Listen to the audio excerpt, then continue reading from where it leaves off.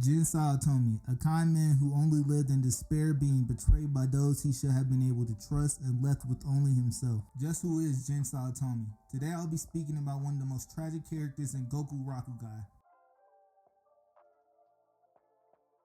To begin, Jin is a quiet, timid guy. Being the younger brother of Tao Saotome, he lives in the background of the dangerous world around him. But unlike others around him, Jin truly cares for others and has empathy, so much so he's a pacifist. In a world with monsters that are willing to kill with no hesitation, he believes in not harming. And you would think, in a world with monsters that want to kill you, those monsters would be the only thing he has to deal with. Well, no, Jin actually has another monster to deal with. His father. His father would physically torment him and his older sister, leading to him being timid and relying on his older sister for protection. While Tao, his sister, protects him physically, he looked after her mentally. Knowing he wasn't the strongest, he checked up on his sister and made sure she was alright.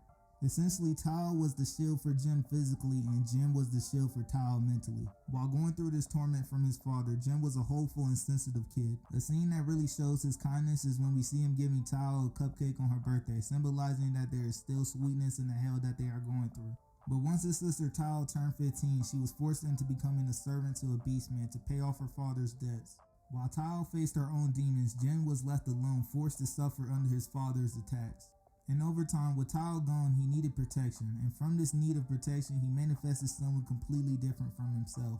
Yoru, a split personality of Jin. He is darker and colder, taking away Jin's empathy for others and his kindness. Practically everything that made Jin, Yoru is not. And with this, Yoru protected Jin and his eyes through eliminating Jin's father. But once his father is eliminated, Jin manages to take back control of his body. And seeing the death of his tormentor, you would expect him to be happy, but in the words of Evil Morty, how's it feel?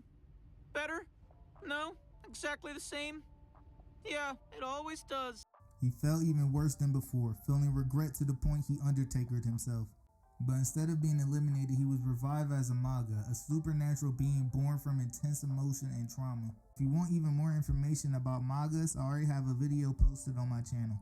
But in quick terms, they are kind of like cursed spirits from Jujutsu Kaisen and the devils from Chainsaw Man fused. They aren't monsters in a normal sense. They are formed when someone experiences extreme pain, grief, rage, or fear. This trauma twisting their souls into something not entirely human.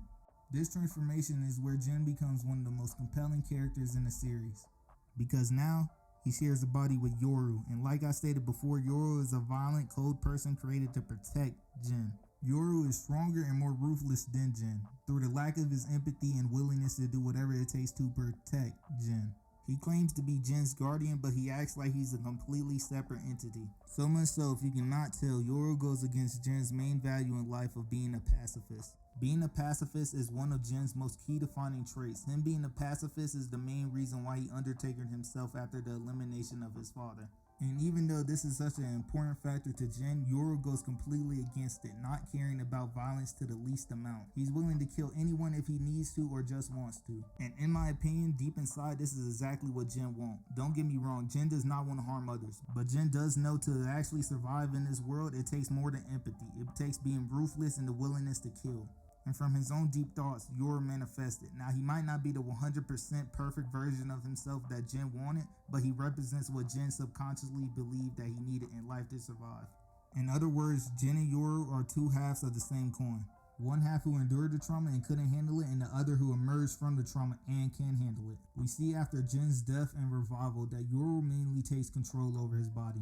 Even when meeting back up with Tao after 9 years, we see Yoru saying that he will allow her to meet Jin, showing that he's mainly in control. Yoru also believes he is separate from Jin, so much so in fact that he doesn't see Tao as his sister but as Jin's sister. And on this tip, Yoru most likely is the reason why Jin hates his sister now. Imagine 9 years left with a sadistic version of yourself who consistently lets you know he is your protector and there's nobody else to protect you. This might have led to Jin feeling that Tao abandoned him, leaving him with even more despair.